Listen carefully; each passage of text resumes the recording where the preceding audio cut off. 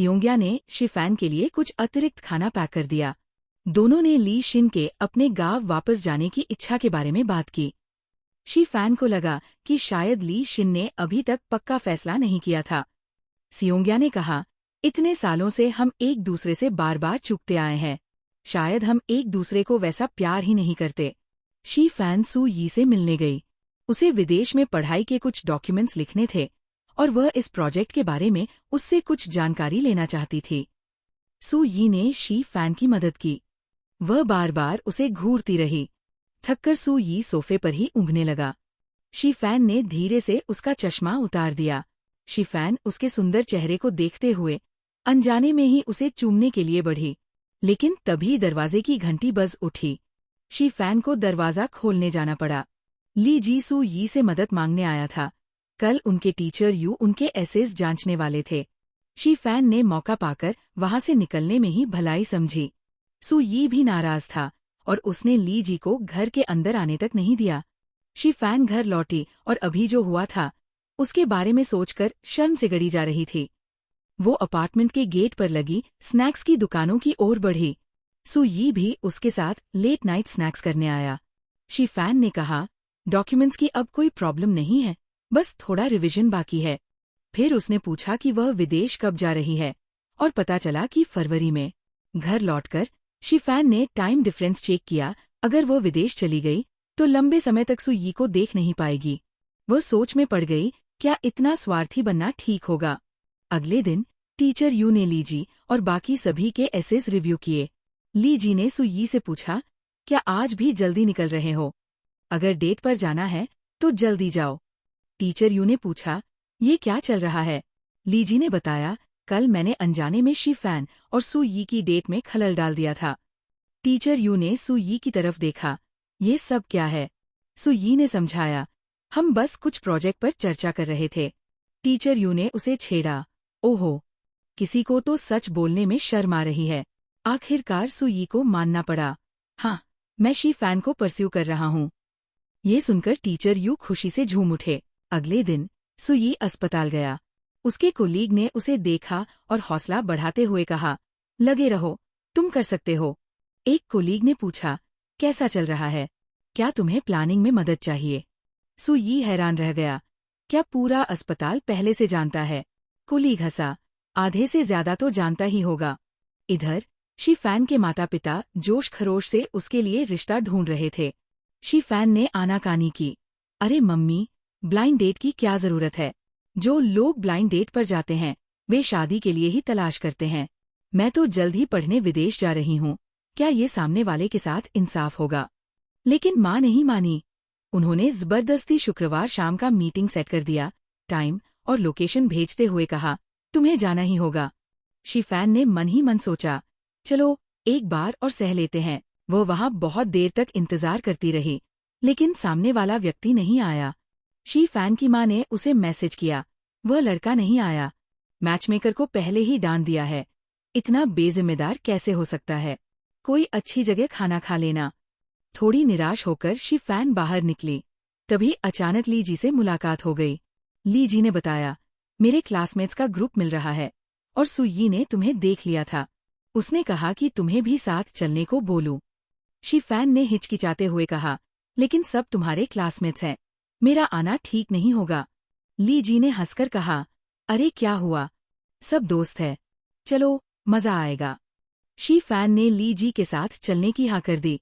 तभी सू यी ने ली जी को मैसेज किया, बाद में सबको बस इतना बताना कि शिफैन तुम्हारी दोस्त है, लोग हमें टीज नहीं करेंगे। शिफैन ने सबके साथ खूब बातें की। किसी ने ट्रुथ और डेयर खेलने का सुझाव दिया और शिफैन ने काफी पी ली। जब सू यी ने देखा कि शिफैन नशे में है तो वो उसे घर छोड़ने गया और ली जी से कहा, तुम सबको संभालो। रास्ते में शिफैन ने धुंधली आवाज में पूछा, तुमने कहा था कि अप्रैल में मिली लड़की को पसंद करते हो, क्या वो मैं हूँ? और फिर अचानक ही उसने सू यी को चूम लिया। घर पहुंचने पर शिफैन के माता पिता ने बेटी को इस हालत में देखा तो चौंक गए, इतनी क्यों पी ली? सू यी ने शांत भाव से पूछा, आपको वो औषधीय भोजन कैसा लगा? शिफैन ने मुझसे प्रिस्क्रिप्शन लिखवाया था, वो चाहती थी कि आप भी खाएं। अब जाकर शिफैन के माता पिता को समझ आया, अरे, ये तो वही डॉक्टर है। सुई चलने लगा। तभी शीफैन की माँ ने उसके पिता से कहा, अब हमें ब्लाइंड डेट्स की जरूरत नहीं, सुई तो बहुत अच्छा लड़का है। दरवाजे के बाहर खड़े सुई ने ये बात सुन ली। वो बहुत खुश हो गया। अगली सुबह शीफैन जागी और उसे पिछली रात की बातें याद आई, जिससे वो बहुत शर्मिंदा महसूस करने लगी। तभी सुई दवा लेकर आया। शीफैन ने झट से पूछा, कल जिस लड़की का जिक्र तुमने किया था, क्या वो मैं थी? सुई ने बिना झिझक कहा, हाँ, मैं तुम्हें पसंद करता हूँ। पहले सही वक्त नहीं लगा, इसलिए चुप रहा। लेकिन अचानक शीफैन ने मना कर दिया, मैं जल्द ही विदेश जा रही हूँ। लॉन्ग डिस्टेंस रिलेशनशिप नहीं निभा पाऊंगी। सुई शौक रह गया। कल रात शीफैन ने काफी जोश से उसे चूमा था, तो आज वो इतनी दृढ़ता से मना क्यों कर रही थी? उसका गला सूख गया। बस दवा थमाई और बिना कुछ कहे चला गया। शीफैन जब दवा लेकर घर पहुंची, उसके माता पिता ने सुई के साथ रिश्ते के बारे में पूछा, पर जब उन्हें पता चला कि उनकी बेटी ने सुई को ठुकरा दिया है, वे सन्न रह गए। सियोंग्या ने जब शीफैन से सुना कि उसने सुई के इजहार मोहब्बत को ठुकरा दिया, तो उसका दिल भर आया। उसने तुरंत ली जी को मैसेज करके बताया। दोपहर में कुजिन सुई के लिए मिल्क टी लाई और उसे अलग तरीके से भावनाएं व्यक्त करने के लिए समझाया। दोपहर में अस्पताल के अधिकारियों ने सुई को बताया कि कई चर्चाओं के बाद उन्हें शायद स्तन कैंसर पर उसका शोध बंद करना पड़ सकता है। उसके प्रयास सराहनीय थे, पर परिणाम संतोषजनक नहीं है। सुई बहुत परेशान हुआ, लेकिन डिपार्टमेंट की बात मानने के अलावा उसके पास कोई चारा नहीं था। उस शाम शीफैन टहलने गई और सुई से मिली, जो अभी अभी ओवरटाइम खत्म करके आया था। शीफैन ने आगे बात न करने के लिए घर जाने का बहाना बना दिया। सुई ने खुद ही शीफैन को मैसेज किया और याद दिलाया कि अगर उसके घर में अदरक हो तो उसे पानी में भिगोकर रख लेना चाहिए। लेकिन शीफैन ने कोई जवाब नहीं दिया और एक बुरे सपने में फंस गई, जहां सुई उसे नदरत भरी नजरों से देख रहा था। सुई भी उदास था और उसने अपने दादाजी से अपनी बात कही, यहाँ तक कि सोचा कि कहीं वह ख्यालों में तो नहीं जी रहा। उसके दादाजी ने उसे सलाह दी कि वो खुद पर इतना सख्त न बने और अगर रिश्ता नहीं बन रहा तो उसे छोड़ देना चाहिए। अगले दिन शीफैन को अचानक एक एक्सेप्टेंस लेटर मिला और उसे एहसास हुआ कि उसे सुई को अलविदा कहना पड़ेगा। संयोग से शीफैन की फिर उस बुजुर्ग महिला से मुलाकात हो गई। दोनों ने कुछ देर बातचीत की। शीफैन ने दिल की बात कही। उसने एक फैसला कर लिया था। उसे बहुत खुश होना चाहिए था, मगर वो हमेशा उदास रहती थी।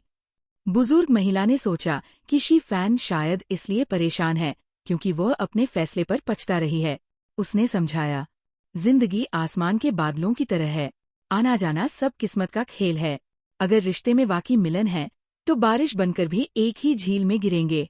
इसी बीच लूनर न्यू ईयर नजदीक आते ही है शांग ने सुई को फोन करके पूछा, इस साल तुम घर कब आओगे? और ये भी बताया कि आंटी वोंग इस बार उनके घर नया साल मनाने आ रही हैं। दूसरी तरफ सियोंग्या और शीफैन एक बार गई, जहां सियोंग्या ने उसे समझाया, विदेश पढ़ने जा रही हो तो इस सोच में मत फंसो कि अब डेटिंग नहीं कर सकती। कोई मिल जाए जो सच में तुम्हारी परवाह करे, ये खास बात है। अगर ऐसे रिश्ते को टालती रही तो एक दिन पछताओगी। यहाँ तक कि अगर सामान्य दोस्त भी हो तो एक दूसरे से सब कुछ छुपाना ठीक नहीं। इसके बाद सियोंग्या ने ली जी को मैसेज किया कि वह शीफैन को बाहर घुमाने ले जाना चाहती है, पर असल में वह उसे सुई से मिलवाना चाहती थी। सुई के घर पहुंचकर शीफैन काफी अनकंफर्टेबल हो गई। सुई खुद रसोई में जाकर सूप बनाने लगा। तभी कुजिन का सब्र जवाब दे गया। जब शीफैन गिरे हुए सूप को साफ कर रही थी, उसने जानबूझकर बताया, सुई की एक गर्लफ्रेंड थी जिसने उसे छोड़कर विदेश जाना चुना था।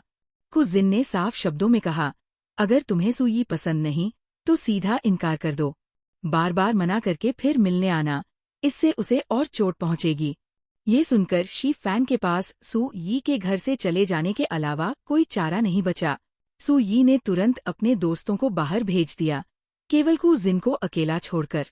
उसने साफ शब्दों में कहा, तुम हमेशा मेरी स्टूडेंट रहोगी और कुछ नहीं।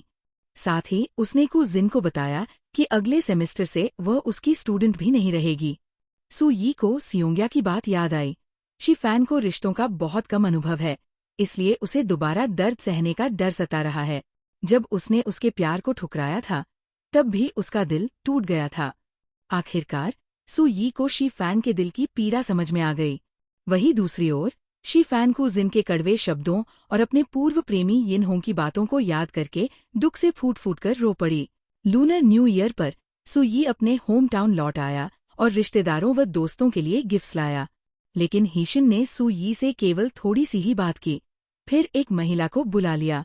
वह महिला हीशेंग के अस्पताल की नर्स वांग थी, जो तलाकशुदा थी और उसका वांग चोंग नाम का एक बेटा था। सू यी ने देखा कि वह माम बेटा उसके कमरे में थे। उसने कुछ नहीं कहा और टेम्परेरी के लिए फर्स्ट फ्लोर के लिविंग रूम में आराम करने चला गया। अगली सुबह सू यी ने शी फैन के फ्रेंड सर्कल पर पोस्ट की गई खबर को देखा और मुस्कुराया। आज उसका जन्मदिन भी था। कई ऐप्स से उसे जन्मदिन की शुभकामनाओं के संदेश आए थे। इस तरफ होटल में सभी लोग व्यस्त थे। कोई डम्पलिंग्स बना रहा था, कोई गपशप कर रहा था, तो कोई फोटो खींच रहा था। ली शिन और सियोंग्या ने भी जल्दी से अपना सामान पैक कर लिया, घर जाने की तैयारी करते हुए। शी फैन को अलविदा कहने के बाद ली शिन ने खुद ही सियोंग्या को स्टेशन छोड़ने का जिम्मा लिया। चूंकि सू यी और ही शिन के रिश्ते अच्छे नहीं थे, इसलिए वह अपने पिता के रिश्तेदारों से ज्यादा घुल मिल नहीं पाया। वो अजीब से एक्सप्रेशन में डाइनिंग टेबल पर अकेला बैठा रहा, जबकि ही शिन नर्स वोंग को खाना परोसने और चाय देने में मदद कर रहे थे। तभी उसे अपनी माँ की याद आ गई। वह दिन याद आया जब उसकी माँ ने गलती से सूप गिरा दिया था। रिश्तेदारों ने उन्हें घृणा भरी नजरों से देखा और ताने मारे, जबकि उसके पिता वही बैठे सब कुछ चुपचाप देखते रहे, बिल्कुल अलग तरह से। नए साल के शुभ अवसर पर शी फैन के माता पिता ने टेबल भर स्वादिष्ट व्यंजन तैयार किए। खाने के बाद उन्होंने दोस्तों को नए साल की बधाइयां दी। तभी शी फैन को उसके पूर्व प्रेमी यिन होंग की तरफ से नववर्ष की शुभकामनाएं मिली। उसने ये देखते ही तुरंत उसे फ्रेंड लिस्ट से डिलीट कर दिया। वही झाओ जे ने सू यी को एक मैसेज भेजा। सू यी ने उसकी तरफ से शी फैन को भी नववर्ष की शुभकामनाएं पहुंचाईं। दुर्भाग्य से शी फैन अपने माता पिता के साथ टीवी देखने में व्यस्त थी और उसने अपने फोन पर आए मैसेजेस को नहीं देखा। 3 ग्लास पीने के बाद ही शिन ने सू यी पर दबाव डालना शुरू किया, पहले शादी करो, फिर करियर बनाना। चूंकि उसका रिसर्च प्रोजेक्ट रुक गया था, उसने फिर से पुरानी बातें उठाईं और शिकायत की कि सू यी ने उसके बताए कार्डियक सर्जरी के रास्ते को नहीं अपनाया, बल्कि पारंपरिक चीनी चिकित्सा को चुना। इस पर सू यी बेहद नाराज हो गया और व्यंग्यात्मक अंदाज में कहा, आप तो पहले ही सफल हो चुके हैं और एक नया परिवार भी बना लिया है, तो फिर उसे नए साल पर घर बुलाने का नाटक क्यों किया। सू यी के इन शब्दों ने ही शिन को झटका दिया। वो बेहद असहज महसूस करने लगा। सू यी और उसके दादाजी ने वीडियो कॉल पर एक दूसरे को नए साल की बधाई दी। सू यी ने देखा कि उसके दादाजी को अभी भी उसका जन्मदिन याद था, जबकि हीशिन इस दिन को भूल चुके थे। अचानक उसका गला भर आया। वहीं शी फैन ने आखिरकार सू यी का मैसेज देखा। उसने नववर्ष की शुभकामना लिखनी शुरू की, पर फिर सोचा कि ये बहुत औपचारिक लगेगा। आखिरकार उसने बस एक प्यारा सा इमोजी भेज दिया। तभी अचानक सू यी का फोन आ गया। उसकी आवाज में एक अजीब सी उदासी झलक रही थी। दोनों ने देर तक बातें की। फोन रखने से पहले सू यी और शी फैन ने एक दूसरे को शुभकामनाएं दी, मगर बड़ी मुश्किल से फोन काट पाए। तभी शी फैन को याद आया, आज तो सू यी का जन्मदिन था। उसने तुरंत एक नॉर्मल सा केक बनाया, उसमें मोमबत्तियां लगाई और जन्मदिन का गीत गाया। शी फैन ने सू यी से कहा, मन में कोई इच्छा करो और स्क्रीन पर फूंक मारो। फिर उसने खुद ही मोमबत्तियां बुझाई और सू यी के साथ उसका जन्मदिन मनाया। सू यी भावुक हो उठा।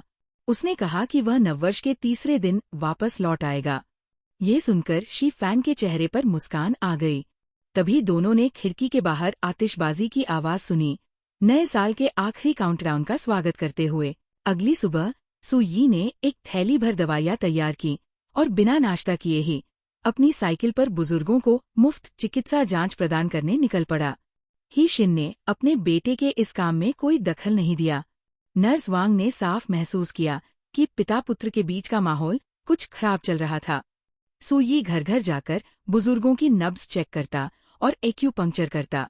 उनके सिम्टम्स में सुधार होता और सभी का धन्यवाद व प्रशंसा उसे मिलती। रास्ते में एक घर के सामने रेड बीन्स देखकर सू यी ने एक पैकेट खरीद लिया।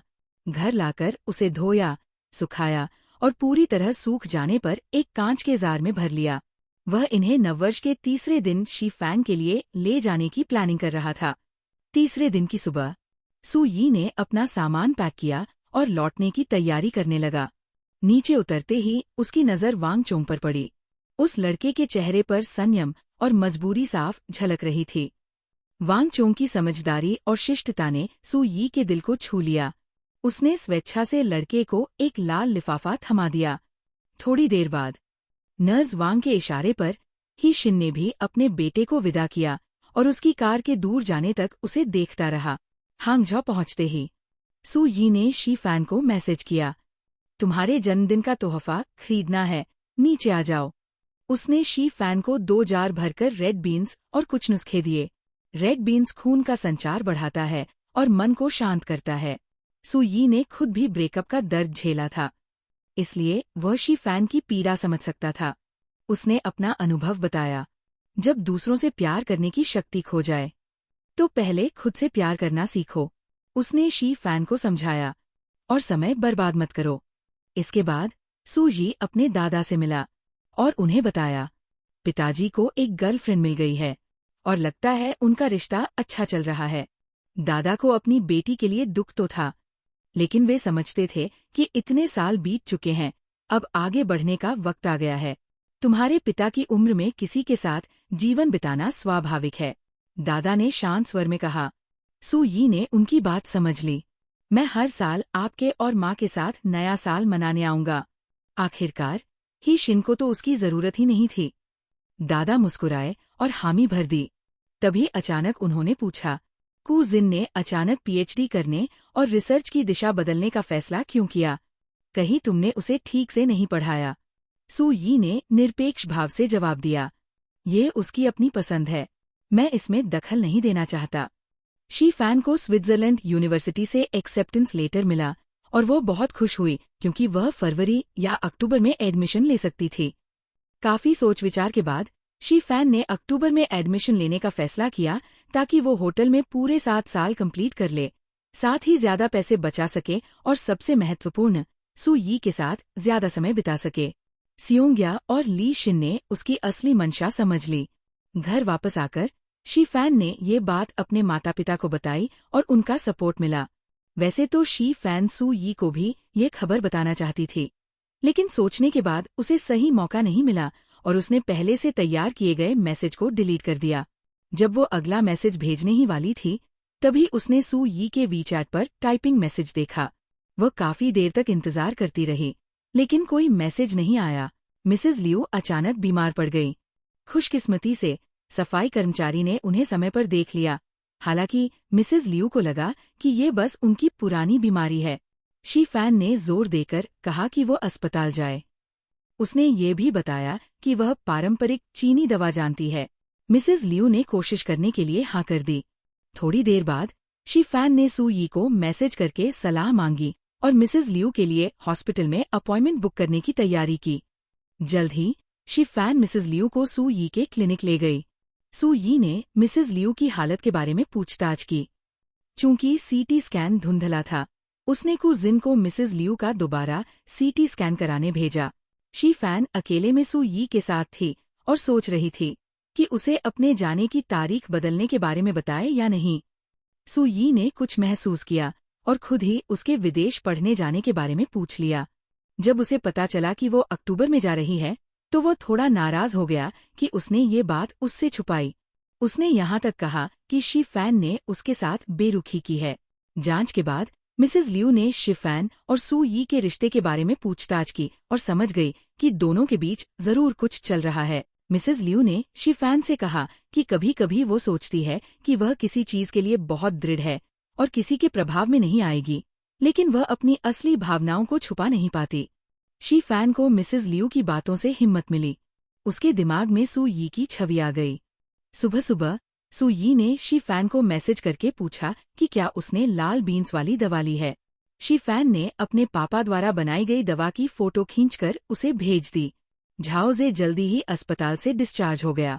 सू यी ने खुद आकर उसे विदा किया। झाओ जे ने सू यी से रिक्वेस्ट किया कि वह शीफैन को उसकी तरफ से अलविदा कह दे। सू यी ने खुशी खुशी हाँ कर दी। आराम करके वापस आने के बाद सभी ने होटल में सुबह की पहली मीटिंग की। शीफैन ने देखा कि ली शिन और सियोंग्या के बीच का माहौल बहुत अजीब था, पहले की झगड़ालू बातचीत से बिल्कुल अलग। कू जिन ने सू यी के लिए अपनी भावनाओं को छोड़ने का फैसला किया और उसे स्थिति समझाई।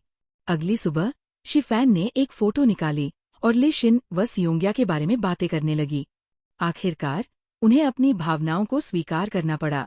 पता चला कि इस दौरान दोनों ने बहुत कुछ समझ लिया था। सियोंग्या ने भी इस्तीफा देने की तैयारी शुरू कर दी, क्योंकि शीफैन के विदेश जाने के बाद वह अपनी जिंदगी में नई दिशा ढूंढना चाहती थी। तभी सू यी ने खुद शीफैन को मैसेज किया और आज बीमारियों के इलाज वाली औषधीय भोजन की होमवर्क के बारे में पूछा। शीफैन ने कहा कि आज उसके पापा ने खाना नहीं बनाया, इसलिए वो होमवर्क जमा नहीं कर पाई। लेकिन सू यी ने जवाब दिया कि वह उससे मिलने का इंतजार कर रहा है। उसका दिल तेजी से धड़कने लगा, लेकिन वो तुरंत जवाब नहीं दे पाई क्योंकि वो काम में व्यस्त थी। उसी शाम शीफैन को सू यी का एक और मैसेज मिला। उसने अपनी एक तस्वीर भेजी जिसमें वह नीचे खड़ा था। जब शीफैन सू यी से मिलने गई तो उसने देखा कि वो बेंच पर बैठा हुआ है और उसने काफी बियर पी रखी थी। इतना ही नहीं, सू यी ने अपने नशे की हालत का फायदा उठाते हुए शीफैन पर आरोप लगाया कि वह एक बुरी इंसान है, उसे अपनी ओर आकर्षित करके फिर छोड़ देना चाहती है, और ये पूरी तरह से गैरजिम्मेदाराना व्यवहार था। ये सुनकर शीफैन खुद को असहाय महसूस करने लगी। उसे अचानक लगा जैसे वही अपने लवर को छोड़ रही है। चिंतित कि सू यी को सर्दी न लग जाए, उसे खुद ही उसे घर छोड़ने जाना पड़ा। लेकिन दरवाजा बंद करते ही सू यी का चेहरा पूरी तरह से स्थिर हो गया। वह बिल्कुल भी नशे में नहीं था। शीफैन सू यी की बातों से पूरी तरह उलझन में पड़ गई। अगली सुबह शीफैन ने अपने पापा द्वारा बनाए गए फिश सूप को देखा। सू यी की फिशिंग वाली बात याद आई, मुस्कुराई और फिर फोटो खींचकर सू यी को होमवर्क के तौर पर भेज दिया। सू यी ने तस्वीरों को बार बार देखा और बहुत खुश हुआ, जबकि सू यी अभी भी इंतजार कर रहा था कि शीफैन येन होंग के कारण हुए पुराने घावों से उबर जाए। तभी अचानक वो होटल में आ गया। मैनेजर चेंग डाग ने सभी को मीटिंग रूम में बुलाया और कहा कि वे सुचारू सेवा सुनिश्चित करें और इस उच्च स्तरीय प्रमुख क्लाइंट को जीतें। शीफैन अत्यंत हैरान हुई, लेकिन उसे फिर भी काम पर लौटना पड़ा। जैसे ही येन होंग होटल पहुंचा, सियोंग्या और ली शिन को पता चल गया कि वह शीफैन को ढूंढने आया है। न सिर्फ ये, बल्कि येन होंग ने स्थानीय साइंस एंड टेक्नोलॉजी पार्क की बिडिंग में भाग लेने का बहाना बनाकर गुनान हुआ टिंग में रुकने का फैसला किया। अपने पहले दिन ही उसने शीफैन को ढूंढने का हंगामा खड़ा कर दिया। सियोंग्या ने साफ कहा कि वह येन होंग को शीफैन का पता नहीं बता सकती। इसके बाद येन होंग ने गुलाबों का एक बड़ा गुलदस्ता खरीदा और लॉबी में खड़ा हो गया। चेंग डोंग ने ये देखा और तुरंत शीफैन को मैसेज भेजकर उसे वहां आने के लिए कहा। शीफैन ने अनिच्छा से येन होंग से मिलने जाना स्वीकार किया और उसके गुलाब लेने पड़े। फ्रंट डेस्क के स्टाफ ने येन होंग और शीफैन को देखा और सोचा कि वह शीफैन का पूर्व प्रेमी था। शुरू में येन होंग ने उसे अपने कमरे में बैठकर रिश्ते के बारे में बात करने का न्योता दिया, लेकिन शीफैन इतनी नाराज हो गई कि उसने गुलाब उसकी तरफ फेंक दिए। येन होंग के बहाने सुनने के बाद शीफैन ने बिना हिचकिचाहट मना कर दिया, यहाँ तक कि उसके छूने से भी नफरत हो गई। गेस्ट रूम में सियोंग्या और ली शिन ने शीफैन को सांत्वना दी और सलाह दी कि वह येन होंग के साथ फिर से रिश्ता जोड़ने की सहमति न दे। बहुत जल्द ये बात होटल के सभी लोगों को पता चल गई। होटल की महिला स्टाफ अभी भी फुसफुसा रही थी, सोच रही थी कि शीफैन नाटक कर रही है और येन होंग जैसे अमीर लड़के की कदर नहीं कर रही। मीटिंग में चेंग डोंग ने शीफैन के व्यवहार की आलोचना करते हुए कहा कि इससे होटल की छवि प्रभावित हुई है। उसके इस महीने के बोनस काट दिए और सभी को चेतावनी दी कि पेशेवर रवैया बनाए रखें। शीफैन को एक बुरा सपना आया। वह सपने में देखती है कि येन होंग उसे फूल दे रहा है। जागने के बाद उसे सू यी का मैसेज मिला, पूछ रहा था कि उसने अपना होमवर्क क्यों नहीं जमा किया। शीफैन ने कहा कि आज कोई होमवर्क नहीं था, वह कल जमा कर देगी। अगले दिन उसने दरवाजे पर एक गुलदस्ता देखा जिसमें एक कार्ड था। उसे तुरंत पता चल गया कि वो येन होंग की तरफ से था।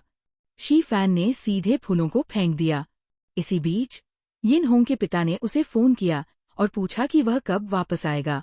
यिन होंग ने कहा कि जब सही समय आएगा तो वह शी फैन को अपने साथ लेकर आएगा, लेकिन ऐसा लगा कि उसके पिता को ये पसंद नहीं आया। उन्होंने पूछा कि क्या उसने अच्छी तरह सोच समझ लिया है, और यहाँ तक कि चेतावनी दी कि वह उनके नियंत्रण से बाहर न निकले।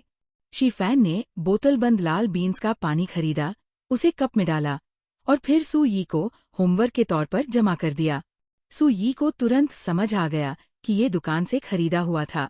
अगर ये ताज़ा बना होता तो इसमें कुछ सेडिमेंट्स जरूर होते। शी फैन को मानना पड़ा।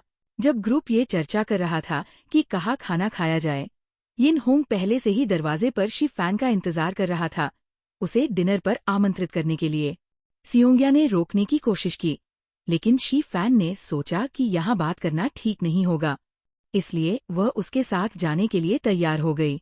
यिन होंग शी फैन को बारबेक्यू खाने ले गया क्योंकि ये वह चीज थी जो उसे पहले बहुत पसंद थी, और उसने कहा कि आखिरकार उनके बीच 7 साल का रिश्ता था। ये ऐसे ही कैसे खत्म हो सकता है। यिन होंग ने कहा कि उसकी कंपनी अब सही रास्ते पर है, उसके पास कई पेटेंट हैं और उसने कई अवार्ड्स भी जीते हैं। इसके अलावा अब उसे फैसले लेने का अधिकार था। उसे अब अपने पिता की बातों की चिंता करने की जरूरत नहीं थी। शी फैन ने देखा कि यिन होंग अभी भी वही था, जो चाहे वही पा लेता था, बिल्कुल भी उसकी भावनाओं की परवाह नहीं करता। वैसे भी उसे कॉलेज के दिनों से ही बारबेक्यू खाना पसंद नहीं था। बहुत खराब मूड में शी फैन ने टैक्सी ली और घर चली गई। उसकी सैशे यिनहोंग की कार में गिर गई। उसे लगने लगा कि कुछ गड़बड़ है। शी फैन सू यी के पास गई। उसने देखा कि वो बेचैन है और उसने उसका एक्यूपंक्चर करने का सोचा। यिनहोंग भी उसके पीछे वहां आ गया। सू यी ने तुरंत कहा कि शी फैन एक्यूपंक्चर ले रही है और यिनहोंग को बैठकर इंतजार करने को कहा। जब शी फैन बाहर आई तो यिनहोंग ने सोचा कि सू यी शायद लंबे समय से उसके पीछे है। अगर शी फैन ने हाँ कर दी होती तो क्या वह ऐसा होता? सू यी ने उसकी बात नहीं सुनी और उसे वहां से भेज दिया। यिनहोंग ये सुनकर दुखी हो गया। सू यी बाहर शी फैन से मिलने गया। उसने देखा कि उसके हाथ ठंडे हैं। उसने उसे अपना कोट पहनाया और उसे गले लगाकर दिलासा दिया।